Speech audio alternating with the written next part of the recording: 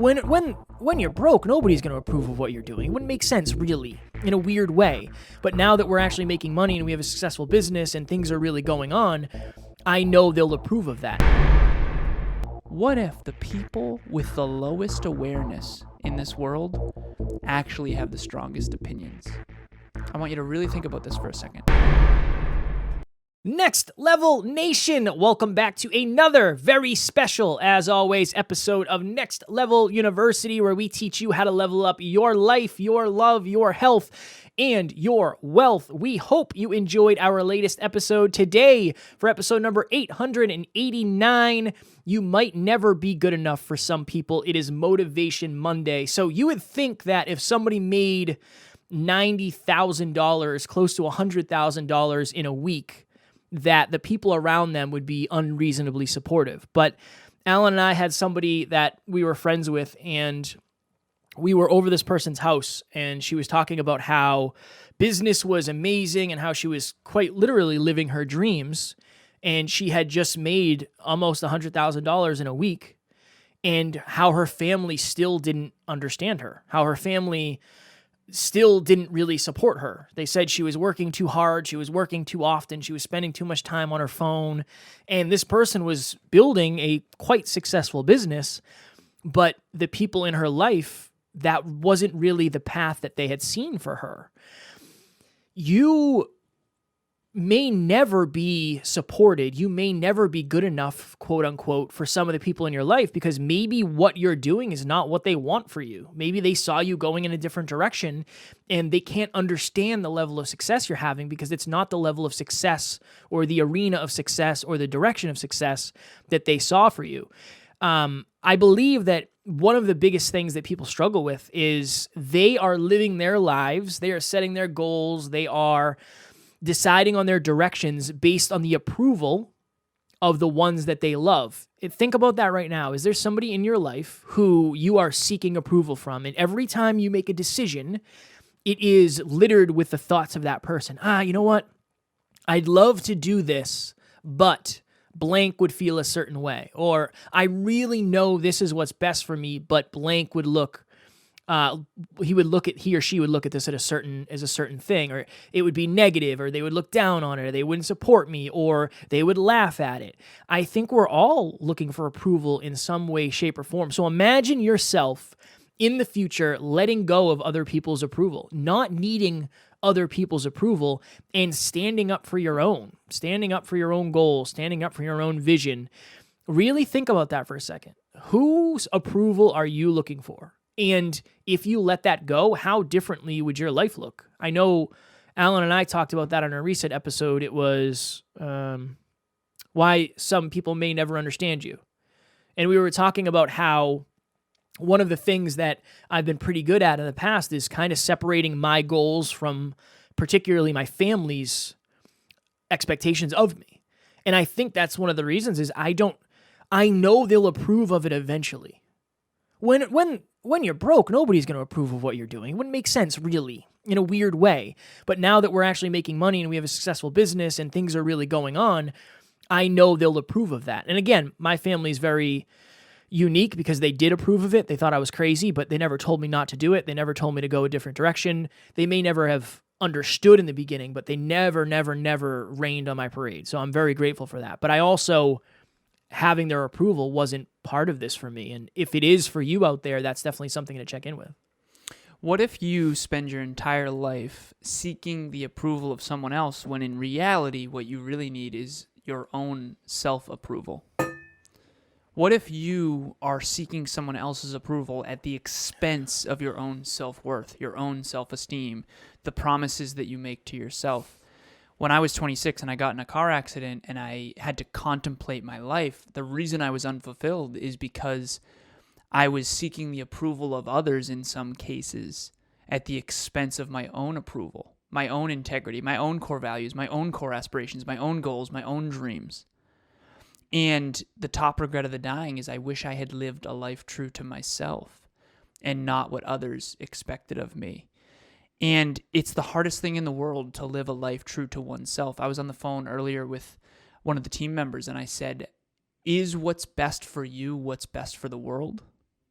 And she had trouble answering that. She's like, well, it's hard to say that. And I said, is what's best for me what's best for the world? And she said, yes, no question. What's best for you is what's best for the world, because when you're fulfilled, it'll fulfill other people. And I'm like, well, why is that not true for you? And she couldn't give me an answer, because the truth is, it is true for her too.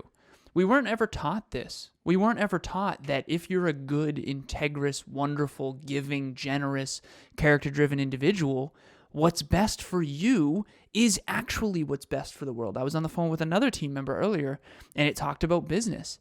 What's best for Kevin and I's business is what's best for the world. When this business grows, we get to serve more people at a deeper and greater level. So what's best for you and your own approval is what's best for the world, even if your parents or your judgmental relatives or your friends or your colleagues don't see that. They're operating under their own belief system, and maybe they're wrong. Maybe they're wrong. So there's two stories I want to tell here quickly. The first one, I will never forget it because it was one of the best days of my life.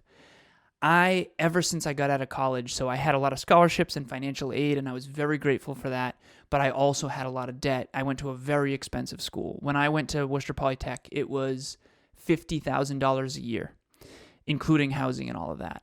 And I also stayed for 5 years because I got my master's degree as well. So 5 years, $50,000, that's $250,000 education. Fortunately, I had a lot of financial aid and scholarships. But I had $84,000 worth of debt when I got out of school. School debt. I'm not alone in that. I know a lot of listeners have college debt that they're still paying off.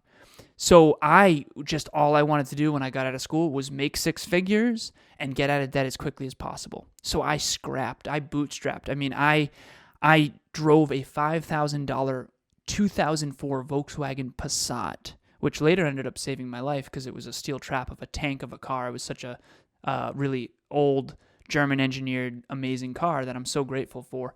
But I drove a $5,000 car. I lived at home with my mom when I was making $12,000 twice a month. So I was making $24,000 a month at one point in the tail end of my career at Cognex.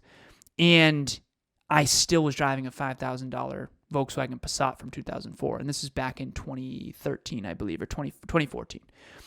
And so here I am making all this money, way more than I can possibly spend because my expenses are so low, and I paid off all my debt. I had this awesome investment portfolio, and I paid off all my debt, and I was so excited, and it was 4th of July weekend, and I was headed camping with my high school friends. And I get there, and I'm so pumped. I'm like, I'm ready to celebrate. And this one person from my past said, "What are you celebrating?" "Awesome, like, let's party, let's do it." "What are you celebrating?" And I said, "I'm so excited. I just paid off $84,000 worth of debt. I'm completely debt-free, and I'm so excited." And he said, "Dude, don't fucking brag." And I swear on purpose, those were his exact words. He was not happy for me. This person at the time was also in a mountain of debt. He was sad for self. He was insecure that he was not paying off that much debt that quickly.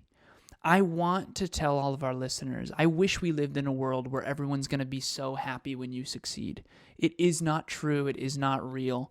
But you cannot let that stop you from doing what's in your heart. I was proud of myself. And this person even went further and said, pride is one of the 7 deadly sins. Okay, I'm here to celebrate. I thought I did a good thing. And here I am questioning myself. It's called gaslighting. When someone else gets you to question yourself. And my point, my lesson is a little different than what Kevin's was. It's what if? What if the people with the lowest awareness in this world actually have the strongest opinions? I want you to really think about this for a second. This person that I'm referring to, okay, has much stronger opinions about things than my beautiful girlfriend, Emilia. And this person, in my opinion, has far lower awareness than Emilia in almost everything. See, my girlfriend, Emilia, knows a lot. She knows so much. She studies every day, every single day, forever, every day. Books, economics, IT, technology, you name it. She studies every single day. She knows more than this other person ever thought of knowing. She's probably forgotten more than this person knows. She's not knocking down your door telling you all her opinions about how you should live your life. Now, if you come to her, she will guide you. She's a coach. Do you see how this can be very detrimental. What if the blind are leading the blind because you want someone's approval, and the only way to get their approval is to listen to the people who bark the loudest? What if people with the lowest awareness have the strongest opinions? I want everyone to really contemplate that for a second. That's scary. I now, in my later years, I'm 33 now, I do realize that growing up, some of the people with the strongest opinions had the lowest awareness. No, they didn't study economics. No, they didn't study business. No, they don't really know that much. They just have really strong belief systems and opinions that are quite literally not based on real merit. So second story, I want to give a shout out to one of my clients. He's 24 years old. And he's so hardworking. And I told Emilia last night when we were making dinner, I said, if I could bet on the success of any of my clients, well, I love all my clients, long-term success, Cam would be at the top of that list because he's only 24. He's so hardworking and he's so humble and he takes my guidance so well. There's no question in my mind that Cam will be unreasonably successful because Cam has tremendous work ethic and is open to guidance from me. And I'm trying to teach him everything that I can of what I wish I knew at 24. And if I had me at 24, I'll tell you what, things would have been very different. And all I'm saying is open your glass to the people who have awareness. Yes, hire Emilia. Yes, hire me. Yes, ask Bill Gates questions about business. But don't you dare open your heart and your mind to people who, quite frankly, have no idea what they're talking about. The people with the lowest awareness have the strongest opinions, and the people with the highest awareness are not knocking down your door judging you. They're doing their own thing. They're mission-driven. They're learning. They're studying. Okay? So close your glass to the wrong people. Open your glass to the right people. And in this analogy, the goal is clear water. You want to have a clear past, a clear present, a clear future. A clear glass of water. Don't let people sling mud into your glass, and trust me, they will if they can. So find a guide that can guide you. It can be Kevin, it can be me, it can be Emilia, it can be another coach. Just make sure they have higher awareness than you do, and make sure that they're farther along on this particular journey. If it's fitness, make sure they're farther along in fitness. If it's business, make sure they're farther along in business. If it's finance, make sure they're farther along in finance. That's the only thing. But a lot of people out there are pretending to be farther along, and just don't fall for it. It's very interesting because there are certain things holding people back from their next level versions of themselves. And I think this one is a huge one, particularly for family. I remember I went to Christmas or Thanksgiving one time with extended family, and I was telling them about the podcast, and I didn't get laughed at, but it was very much like brushing it off. I'm like, oh, that's nice. Like, that's cool that's what you're doing. Just on to the next thing. And it's just, if I was looking for approval in that moment, I would have been Jeffed. Because I would have said, well, you know what? Maybe this isn't right. Maybe I'm not doing the right thing. Maybe I'm on the wrong path. Maybe these people are onto something. And I think that particularly if you are somebody who lacks confidence, you're going to assume other people know better than you. And that's not true. It's not always true. Sometimes it's true, sure, but it's not always true, especially when it comes to your future. It's wild to think that somebody who knows nothing about your depths, they don't know anything about who you are at the deepest level, they can choose what's best for you. That's just not true.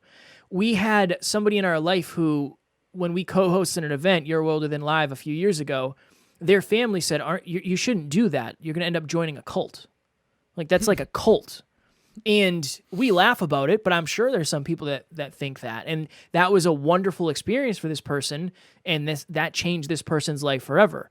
So if you have people in your life who are telling you not to do certain things, not to go certain places, not to read certain books, it's really very important that you separate yourself from their approval.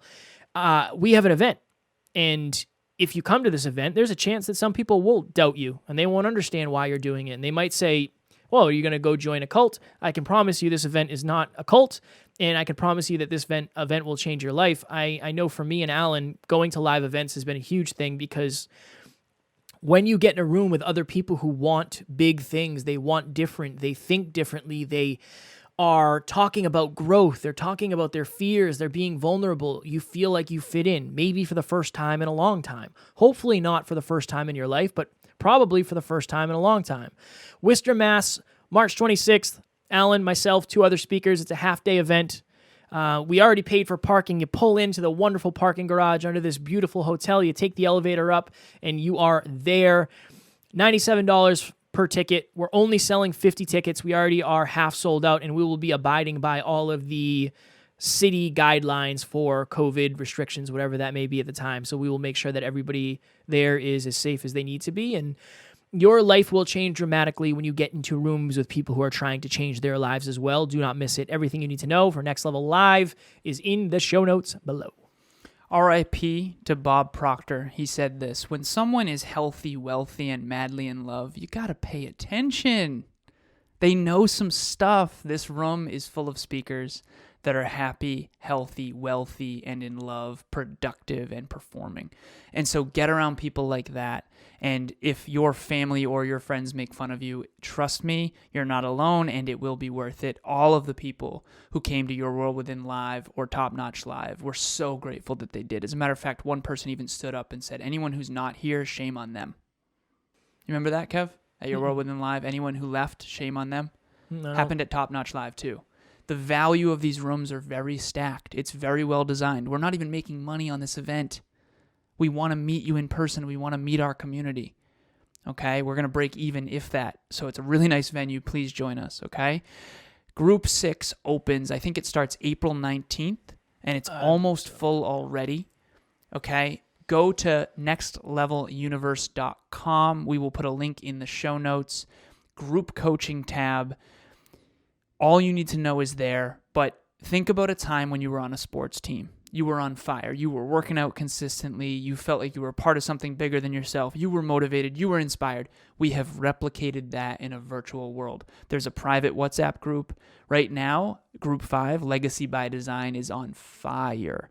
We did a session last night on wealth creation, so please join us for that. We already have 6 spots gone. There are only 4 spots left, and we're not doing another group until a following another 3 months. So if you don't get your spot for Group 6 immediately, you might end up not being able to do group coaching until Group 7 or Group 8 because they're filling quickly. I am very, very grateful.